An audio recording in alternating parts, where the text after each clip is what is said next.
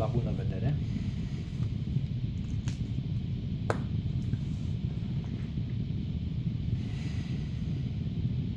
Posibil că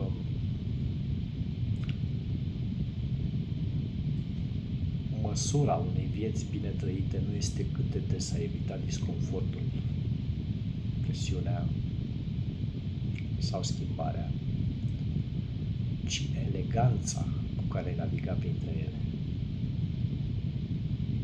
Asta ține de aliniament interior și de manifestarea rafinamentului personal.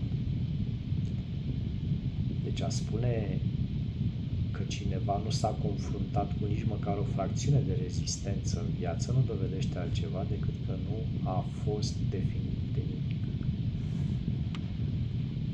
Nu te-a pus nimic la încercare, nu ai susținut nicio cauză, nu ai făcut nimic cu darurile care ți-au fost oferite.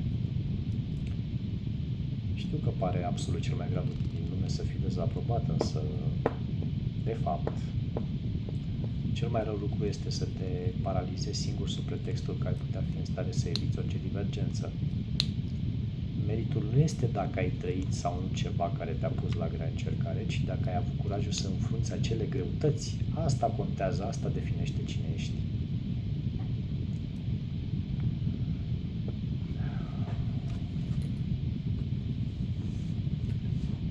Când simți că o legătură se stinge, apropo de ce vorbeam în filmele precedente, acolo nu există legătură,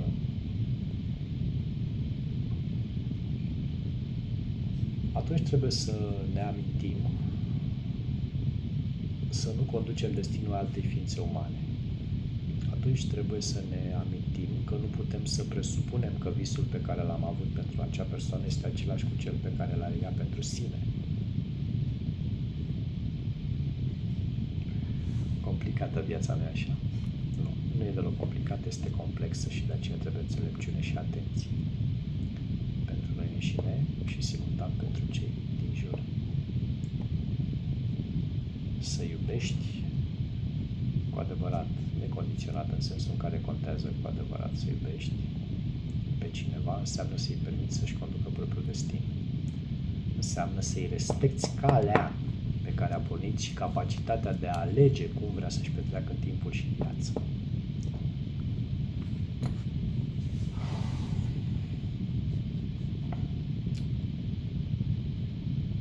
Aș zice și că a învăța să iubești astfel este singurul mod de a trăi intimitatea adevărată. Nu una întemeiată pe așteptări sau nevoi, cum sunt multe relații, ci pe voința liberă a două suflete care nu concep o modalitate mai preferabilă de a-și consuma energia decât unul cu celălalt. Și până la urmă, asta așteaptă lumea de fapt. O iubire intuitivă și clară, o iubire care nu te face să te întrebi sau să te îndoiești de cât de mult meriți să fii o prioritate. Să fii cineva în care celălalt investește. O iubire care, cum se scrie prin cărți, se vede prin filme, ale reușit și n-ale reușit. O iubire care te alege și ea pe tine în timp ce tu alegi pe ea. Vedeți? Puteți fi în ambele sensuri. Pentru a fi chiar un întreg, perfect calibrat și echilibrat, optim funcțional. Perfecțiunea ține de optimul funcțional, de nimic altceva. Nu ține de a fi tipicar, că unii devin tipicari până și în sentimente. Nu. Așadar, în loc să ne petrecem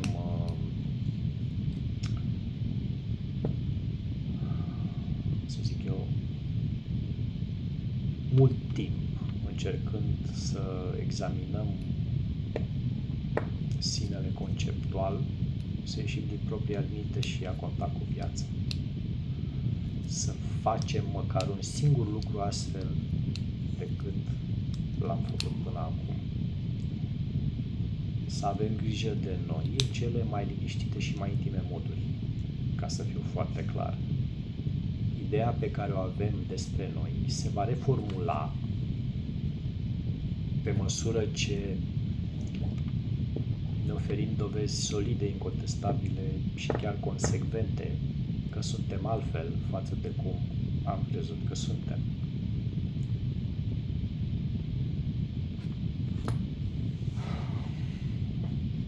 Asta implică și renunțarea de sine.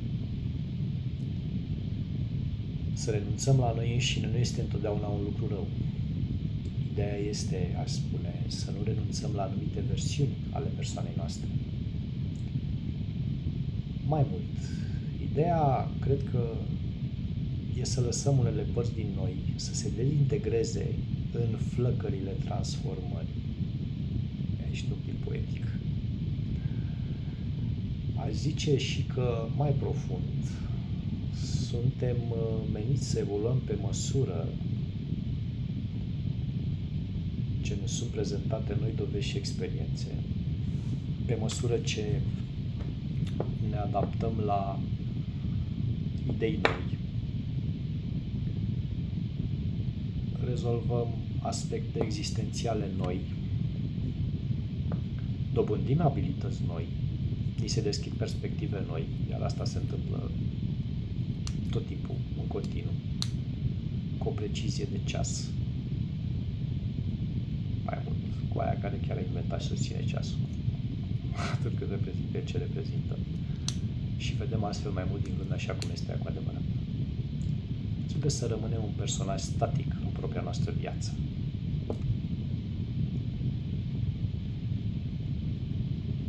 Și se va observa schimbarea în profunzime, pentru că se va proiecta în exterior și astfel când cineva vine și spune te-ai schimbat.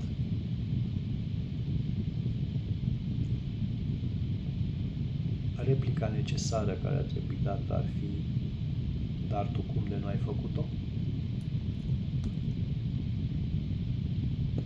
Și prin asta veți atrage atenția și pentru că subiectul va fi ceva trăit de voi. Ceea ce trăiți voi atrage atenția celorlalți, nu cărțile citite, nu poveștile chipuite, nimic altceva. Atunci ați câștigat oamenii în dialog și îi faceți curioși să afle rețeta voastră. Toți o să vă înțeleagă călătoria și mai ales rezultatele. Deoarece nu tuturor le e dat să înțeleagă. Aici suntem amestecați cu ființe care sunt aici doar pentru ca să nu fim atât de puține globuri în brad. Vă dau acest exemplu, n-a venit în minte că tot a fost Crăciunul, care este sărbătoarea luminii. De fapt, este sărbătoarea echilibrului luminii și întunericului din toate ființele din creație. Pentru că niciodată nu trebuie neglijată una dintre părți. Partea întunecată, partea luminoasă și punctul de congruență și convergență care se află dintre ele și situația acolo în interiorul nostru ne putem observa complet ca ființe. Altfel nu merge doar într-o parte, doar în alta. Neglijăm întregul, neglijând o parte din noi. Deci unii de aici sunt figuranți pentru că, cum spuneam, să nu fie prea puține globuri în brad și pentru că ajută pe aceia care chiar contează la propria evoluție a celor care sunt meniți și aflați aici la această școală. Deci unii sunt figuranți, sunt creați pentru a nu fi destul de puțini. Studiați bine realitatea existențială a Terei despre voi.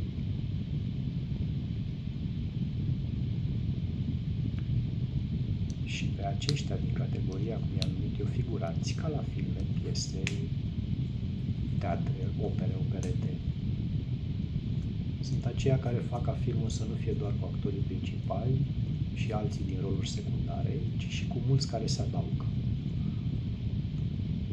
Tocmai pentru ca să nu fie câteva globuri în brad.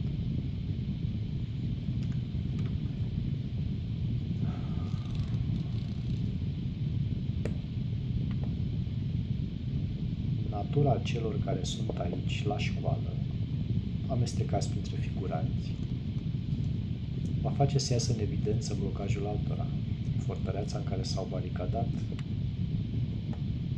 pe care au ajuns să o simtă ca pe un scut esențial, fără de care nu pot trăi. Într-o definiție, că tot multora le plac definițiile, cam asta ar fi definiția pentru identificarea cu rolul. Rolul joci. dar ești din el. Că se termină o piesă de peretă, de operă, de teatru, un film. Actorii merg acasă. Începe altă reprezentație, aceleași piese sau altă piesă. Dar nu și-a nimeni recuzita cu el. Trebuie să joc rolul și acasă. Rămân eu singur pe scenă și după ce s-au stins luminile, s-a golit sala, culisele, tot. Vedeți? Identificarea cu rol. Nu. Niciun sens și o utilitate în asta. Ceea ce poate fi teribil de intimidant la dezvoltarea altcuiva este părticica din fiecare dintre noi care ne dăm seama că își dorește profund aceea schimbare, precum și acel ceva din lăuntrul nostru care îi se opune în egală măsură. De reținut asta. Așadar, să ținem minte că experiența noastră a fiecăruia nu este validată în mod direct proporțional cu cât de mult sens are pentru alții.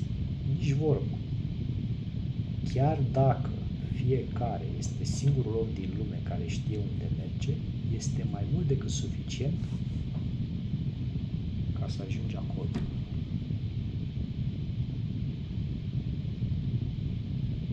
Fii înțelept, nu mai fi reactiv, fii activ în vreme ce îți urmărești calea dată de intuiție.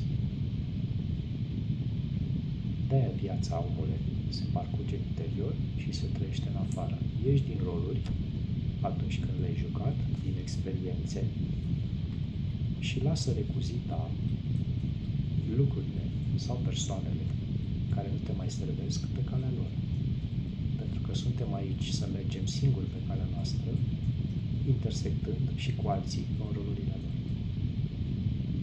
La bună vedere!